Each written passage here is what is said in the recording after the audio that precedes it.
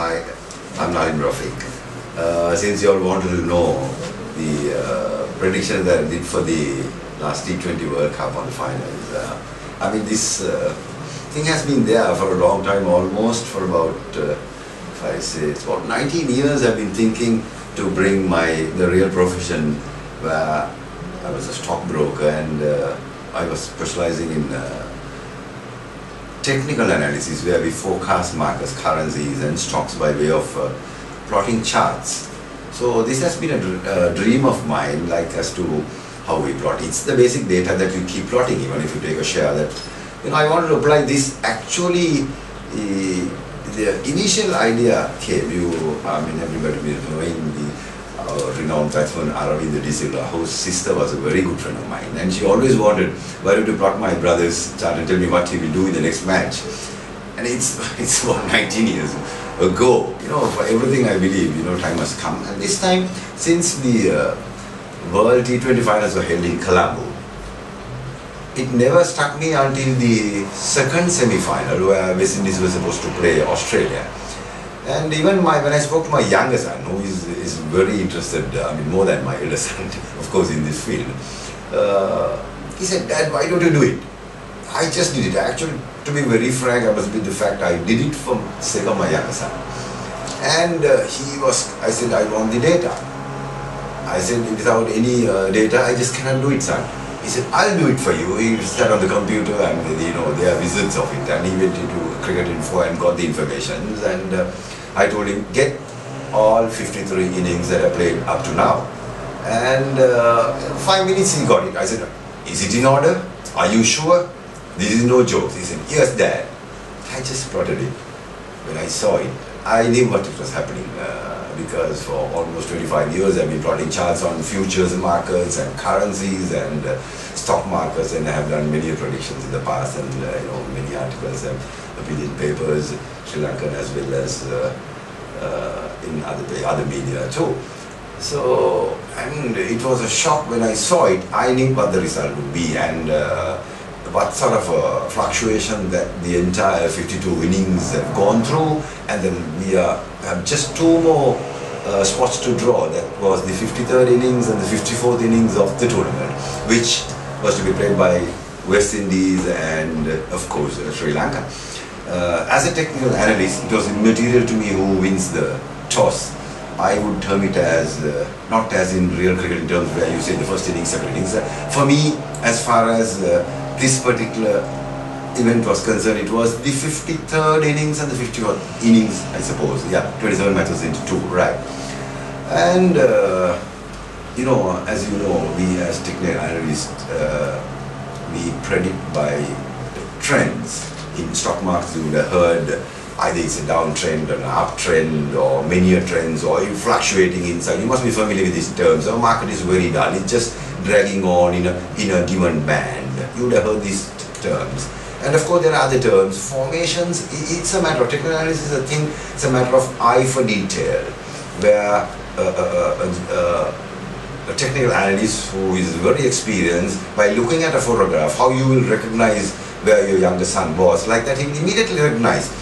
There are pennants, there are head and shoulders, there are double bottoms, single bottoms, where he identifies how it will reflect, how these things that he spots in the charts, the eye for detail he gets.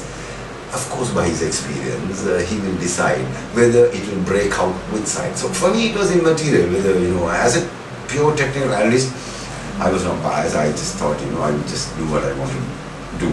And then this particular innings in this tournament, I hope if you remember right, there was one match which was abandoned due to rain, where the country that batted first bettered their quota, and the country second, I don't remember the first country, the second country was West Indies, they couldn't bat. So the fluctuation which was there up to that would have been about the 19th innings, and then suddenly a 0 for West Indies. Of course, and we had to mark no play. And then we kept on plotting. That was the middle of the tournament, so obviously 54 means somewhere on the 25th or 20th or something like that. So, and that is the thing which divided the chart. The earlier cycle, I think, ended. If you really see that paper, 7th Sunday Today, where we went on the prediction as to a new format, I think it was the first time, and many people, and I myself haven't seen, I'm being a cricket lover for so many years from my childhood, and I haven't seen anybody writing about cricket in this manner. I mean, to be very frank, some of my stockbroking friends said, you're taking the trading floor to the wicket, the grass or the lawn. Yeah, it is from that way. And if you see that chart on the front page, headlines, you will see how the chart gets divided due to West Indies not being able to play due to rain. And that in that chart, if you look carefully now, that's my pole of a flag. Of course, the rest after that, up to the finals, up to the second semi-finals, the formation took place of a pennant, not a flag. I hope a pennant is a tapering flag. And it's a very dangerous formation in any chart, whether it's currencies or stock market or anything, or how it has rained or the number of tsunamis that occurred or anything that you plot. These are formations, and end of a pennant, the trend can break out any side, either up or down. We were coming exactly the 53rd innings and the 54th innings, if you marked, it will be the end of a pennant. So it was fluctuating inside a pennant, and I was 100% sure, I mean any technical analyst would agree with me that the last 2 points was at the end of the pennant and it was not going to break out, and it has to be played within. And in technical analysis we believe a trend in force is a trend in force. Sudden ups, breakaways, sudden downs will obviously have a key reversal. Anything that fluctuates must fluctuate in a sequence. Either it's a down or up, or it's getting stagnated in one place. So, I mean, I was quite sure that this range of the 53rd and 54th innings, if it plays within the pennant, it will be between 140 to 110 or 109, I suppose. And I have my doubts that sometimes, due to my pressure lines, supporting lines, which I draw manually, due to not being perfect, even by millimeter or two, there might be a chance that my supports and my pressure lines, which form the pennant, might differ in 2 or 3 millimeters, and it might break out of the pennant. Even if it break out of the pennant, after it has been trading for so long, I mean it has been fluctuating within that range, the maximum is plus 10. So that's why I said if it plays outside the pennant, it can be around 150. It's not going to be a big scoring game. We were 100% sure of that. And if it plays within the pennant, it will be definitely below 140. So, you know, there was exactly a point where the pennant was ending, and I saw it was like 130, and I said it. A good enough total to be played within the pennant will be 139. And obviously, according to that formation, if you see very clearly, West Indies, by scoring 205, being the highest total of the tournament, they pulled it out of the pennant, which is unusual. You know, things like this can happen, which will correct immediately. If a stock has been trading in a range, suddenly for some reason, some rumor, suddenly it shoots up, tomorrow it will correct itself back to itself. That's what Australia did it by pulling it to 139 and losing the match. So I had such evidence to say it will play within the pennant, and that's what happened. And since it was going to break out of the pennant, the 54th innings total will be less than the 53rd innings, which I was convinced. And with my team at Ceylon Today, we discussed, can I be bold? Yes, you can be bold. That's what we said. Of course, many would have felt that 139 anybody can be a guess. But the beauty of that, the encouragement I got from my team was, say bold. It will be a good enough total to defend. Which means the side batting the 54th innings will never come up to that. Of course, there were little more things that we could have added. A technical analyst looking at it now might know the side batter, the 54th innings, had the first pressure at 88, the second at 103, and the third at 110. If at all the side batting second had to overtake the 139. These were the 4 pressure lines that it had to penetrate through, which was an impossible task. And we decided, our team, who did the layout, who did the graphics, be bold, be straight. We did it. So by doing this, the following day, so when the match ended, we were spot on, and there were many compliments from all over the world to say that we, the team at Ceylon Today, has given the world a new dimension, a new concept of reporting cricket.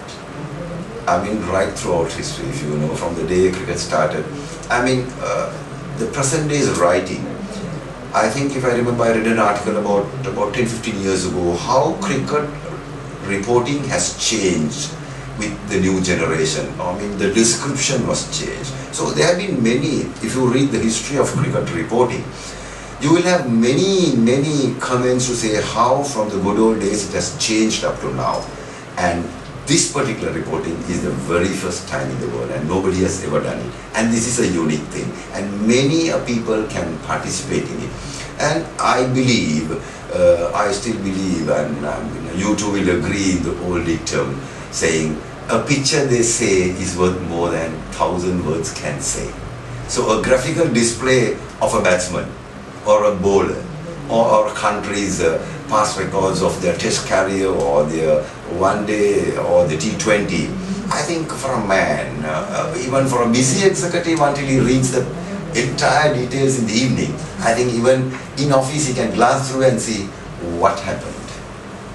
I mean, that he will get the exact idea as if he has read 1,000 words. Looking at, so this we like to take it. I mean, this was actually a test run. And now the courage is there, the encouragement is there from everybody. Everybody in the sense, every stakeholder in cricket in many ways. The spectators, the commentators, the writers, or many people. So very soon you will see, we at Ceylon Today will definitely take this to new dimensions. I mean, I think I will tell you now, we will very soon, maybe in the near future, we will give the selectors a helping hand by doing the selection in the boardroom, not on the turf. So the immediate task is the black caps are coming over here at the end of the month, and we have decided to welcome them in an innovative way, an innovative document. I think very soon it's a secret at the moment, maybe another 2-3 days it will be out. And then we are not only going to predict the 1 T20 and the 5 one-days and the 2 test matches exactly as to how we did it on the final of the T20 2012. We will be predicting all 8 matches, as well as giving the public, the selectors, the commentators, everybody an eye for detail by way of graphical form, by plotting charts, and even the cricketers or anybody will have a very informative background about individual cricketers. I mean, if you take player A, if he has played 281 day internationals, we will show you all 281 day internationals from the very first day in the original sequence. You will know what he has done. I mean, this will help enormously. You see in the papers, selectors are very funny people. They say they have their own way of thinking. Always, sometimes they are criticized, sometimes they are praised. And this too will be another document supporting that praise or the criticize part of selection process.